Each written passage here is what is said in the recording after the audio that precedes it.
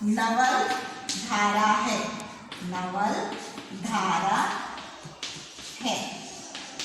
ठीक है, इसमें भी क्रम संबंधी था, तो ये सारी अशुद्धियां हमारी सही हो गई। तो 2 क्वेश्चन आपको हमेशा आते हैं एग्जाम में, स्टेट बोर्ड के एग्जाम में भी आता है और मैं पिछली बार भी आपको देती रही हूँ, इसीलिए ये करना जरूरी है। ठीक है, तो ये हो गए हमारे आपके शुद्ध व अशुद्ध वाक्यों को शुद्ध करना। अब ये बताओ आप लोग कि अगर हम मकान में कोई बिजनेस खोलते हैं या कहीं पे रूम लेके बिजनेस करते हैं तो दिन भर तो चहल पहल रहती है, पर रात को हम ताला लगा के जाते हैं तो कौन रहता है वहां पर? कौन रहता है? चौकीदार रहता है, क्योंकि वो क्या करता है, हमारे जो ऑफिस की क्या करता है, चौकीदारी करता है कि कोई चोर ना आ जाए ना। तो ये जो नेक्स्ट लेसन है हमारा रात का चौकीदार है। ठीक है, नेक्स्ट लेसन है 10 और नाम है इसका रात का चौकीदार, रात का चौकीदार। दिख रहा है आपको? रात का चौकीदार। ठीक है, रात का चौकीदार मतलब कई बार देखा होगा हमारे जो मोहल्ला रहता है तो वहाँ पर एक चौकीदार भी रहता है। कभी कभार तो हम खुद रखते हैं, जो सोसाइटी रहती है वो रखती है, और कई बार है ना आपने देखा होगा जो गोरखा टाइप के रहते हैं वो अपने आप से ही वो चौकीदार करना शुरू कर देते हैं, और फिर हर महीने में जब खत्म हो जाता है तो पहले दिन या दूसरी तारीख को हमारे घर के पास आते हैं और बोलते हैं आप 5 रुपये दे दीजिए या 10 रुपये, जो भी 10 रुपये तो मिनिमम लेते ही हैं वो, अगर नहीं है तो आप ज़्यादा भी दे सकते हैं, तो वो मांगने आता है। तो यहाँ पर हमारी वही कहानी है, पूरक पठन है, ये छोटा सा ही है। तो ये सुरेश कुशवाहा तन्मय ने लिखा है, जो जबलपुर के रहने वाले थे और ये कवि के लेखक के रूप में प्रसिद्ध है, और इनकी रचनाएं पत्र पत्रिकाओं में छपती हैं, जो हमारे पत्रिकाएं छपती है ना उसमें रहती है। तो ये हम पढ़ेंगे आज, बहुत अच्छा लेसन है। ठीक है, आप लोग भी मिलाते जाओ। दिसंबर जनवरी की हाड़ कपाती ठंड, हाड़ मतलब हड्डियाँ, हाड़ मीन्स क्या होता है, हड्डियाँ, हड्डियाँ। हाड़ कपाती, कपाती मतलब कब कपाना, कब कपाना। अभी तो ठंड नहीं पड़ रही, लेकिन जब जनवरी दिसंबर की ठंड कैसी रहती है, हम भी आते हैं स्कूल में तो कैसी ठंड रहती है, ऐसे ऐसे कड़कड़ आते हैं हमारी शरीर, मतलब ऐसे लगता है कि जैसे हड्डियाँ भी हमारी कप कपा रही हैं। तो दिसंबर जनवरी की हाड़ कपाती ठंड हो, झमाझम बरसती वर्षा हो, वर्षा कैसे थी, वर्षा ऋतु में वर्षा होती है, पानी गिरता है, या उमस भरी गर्मी की रात। इसमें 3 ऋतुओं का वर्णन किया गया है, कौन सी, गर्मी, दूसरी ठंडी और तीसरी वर्षा ऋतु। 3 ऋतुएं मेन होती है, उसके बाद फिर वो बीच में अलग से ऋतुएं हो जाती हैं, हेमंत शरद, लेकिन मेन हमारी 3 ऋतुएं होती हैं, गर्मी, ठंडी और वर्षा ऋतु। तो तीनों ऋतुओं में क्या है, हर मौसम में रात 12 बजे के बाद चौकीदार नाम का ये निरीर, निरीर मतलब होता है कि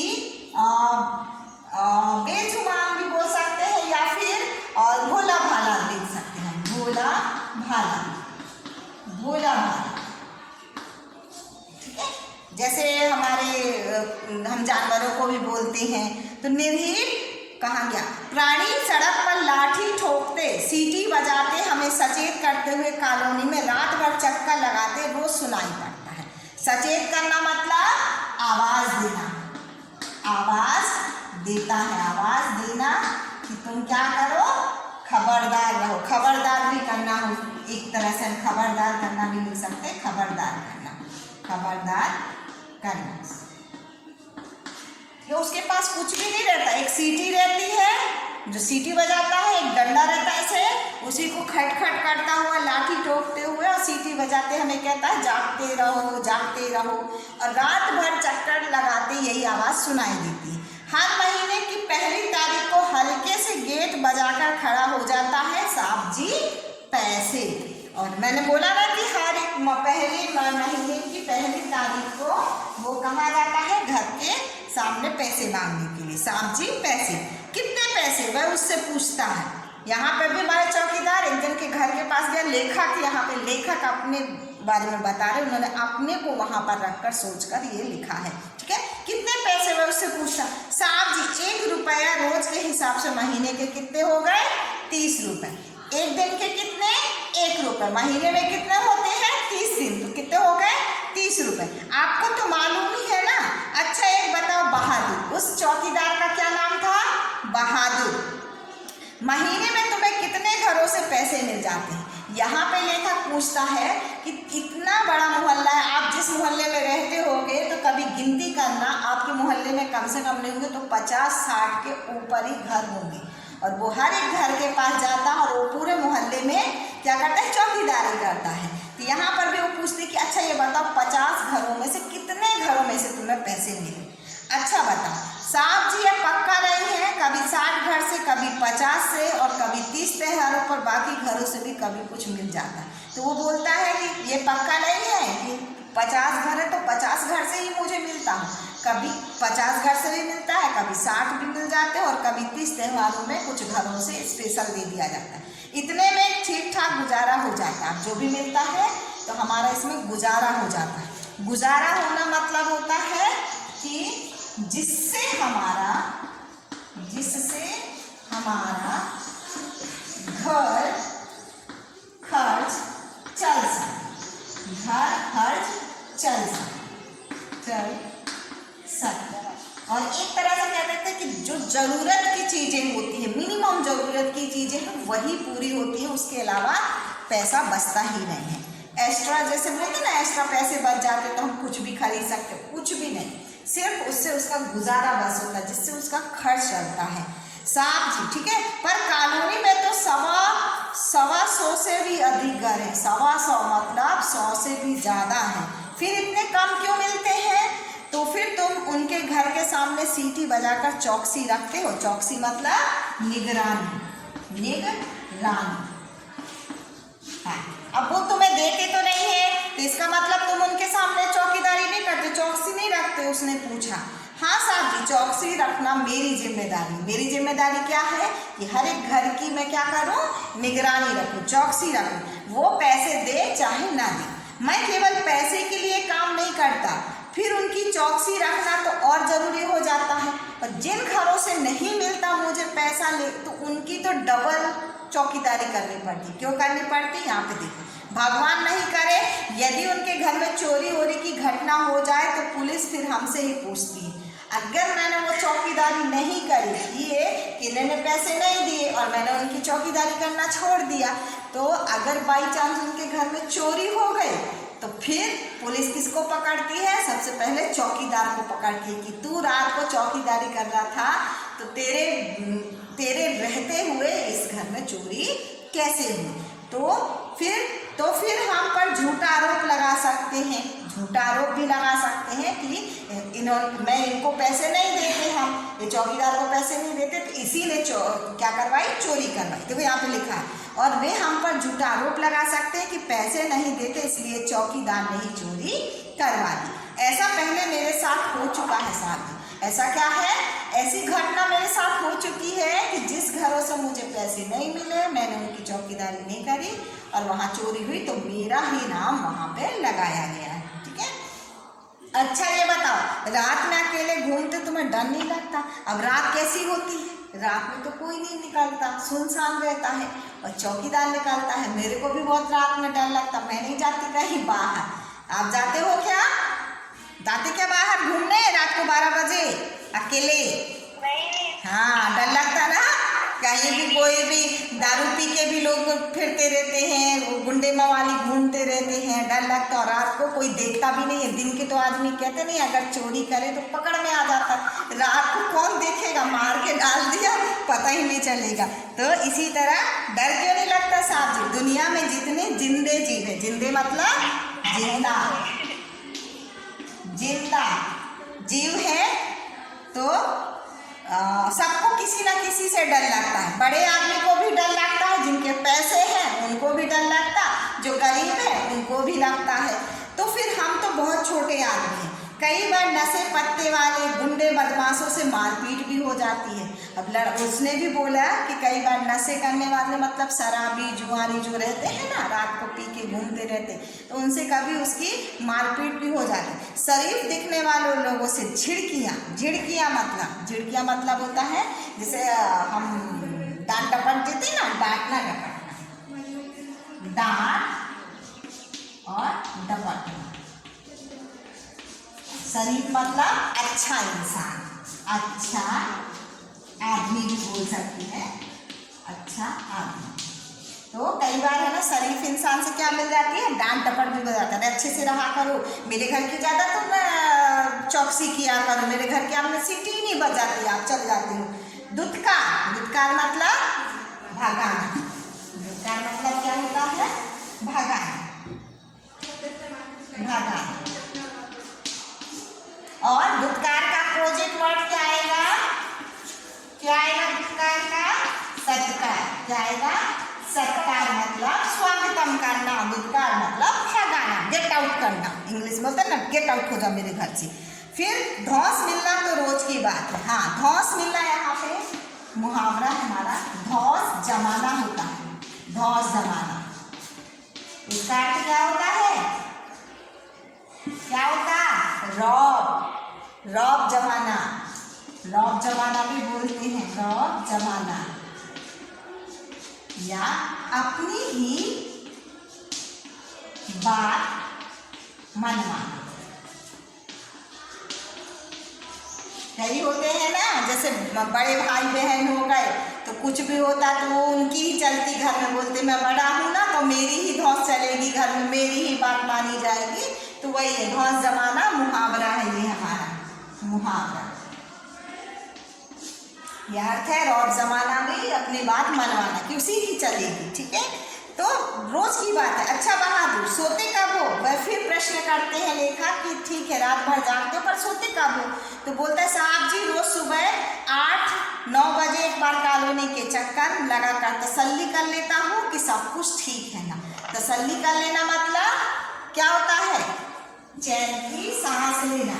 क्या होता है, चैन की सांस लेना। और ये भी मुहावरा है हमारा, तसल्ली करना मतलब समाधान करना, या फिर एक तरह से बिल्कुल निश्चिंत हो जाना भी लिख सकते हैं। निश्चिंत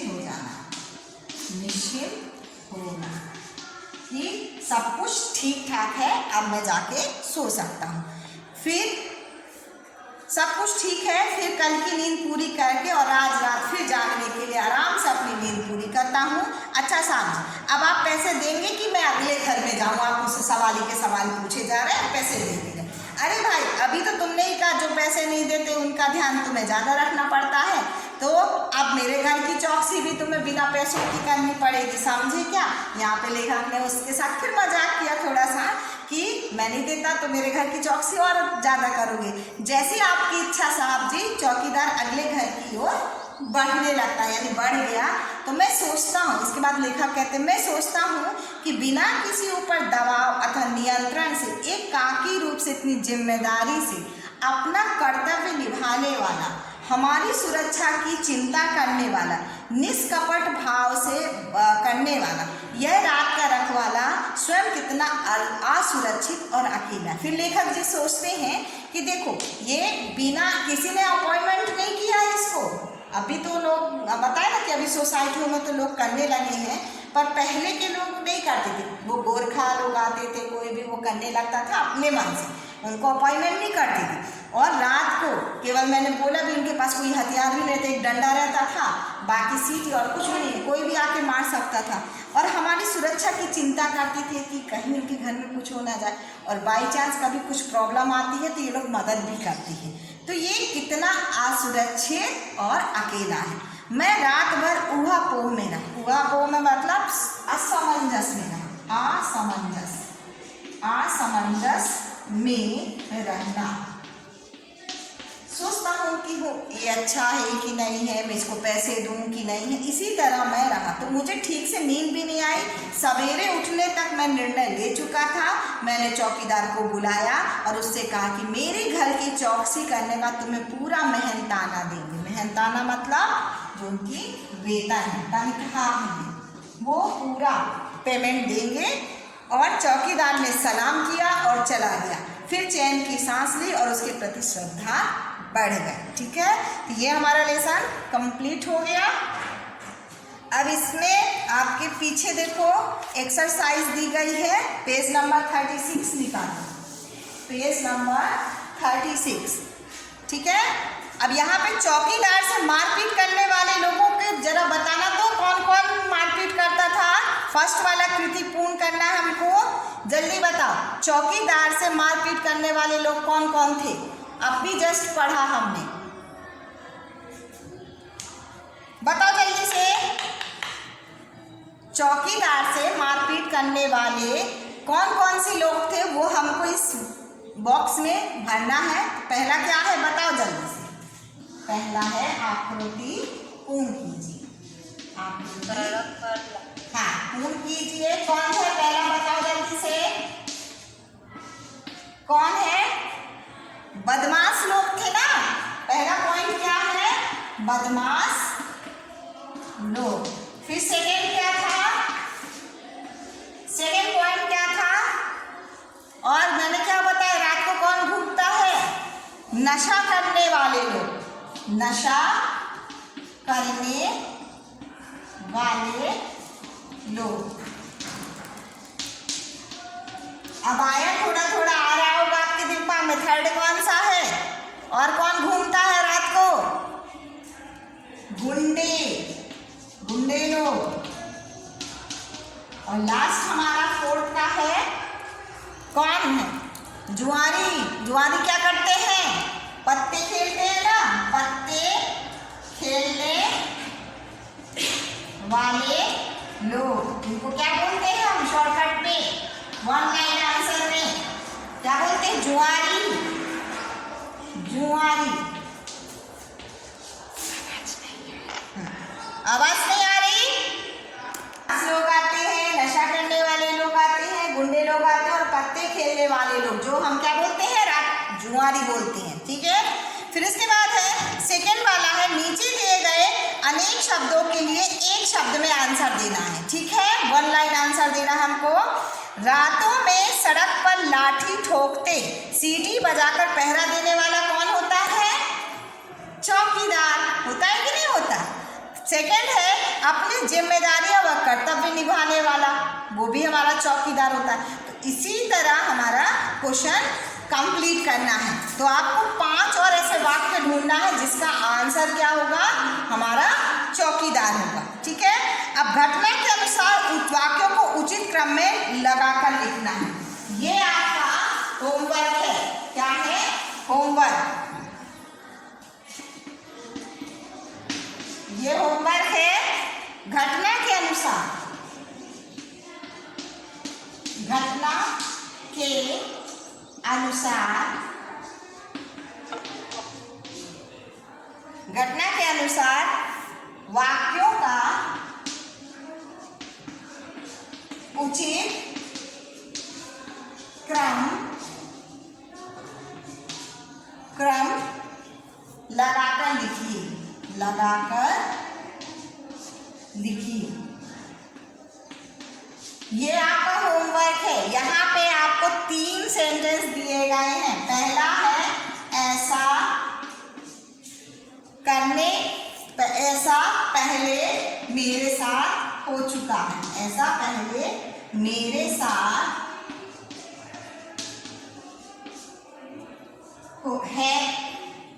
हो चुका है साहब, हो चुका है साहब जी। पहला वाक्य ये हो गया। सेकेंड है हमारा जैसी आपकी इच्छा साहब जी, जैसी आपकी इच्छा साहब जी। ठीक है, और थर्ड है हमारा रात में अकेले, रात में अकेले घूमते तुम्हें डर नहीं लगता, डर नहीं लगता। ये आपको 3 सेंटेंस दिए गए हैं, ये जो वाक्य है 3 वाक्य दिए गए हैं। तो आपको क्या करना है, जब आपने रीडिंग करी है रात का चौकीदार, उसमें देखिए कि सबसे पहले कौन सा सेंटेंस आया है, कौन सा वाक्य पहले आया है, तो उसको पहले में लिखिए। उसके बाद जो दूसरा आया तो दूसरे नंबर पे, और लास्ट में जो है तो लास्ट में। मतलब उचित क्रम का मतलब यही होता है कि अकॉर्डिंग में फर्स्ट में क्या आया, सेकंड में क्या आया, थर्ड में क्या आया, कौन सा वाक्य आया वो लिखना है। ठीक है, आया समझ में? ठीक है।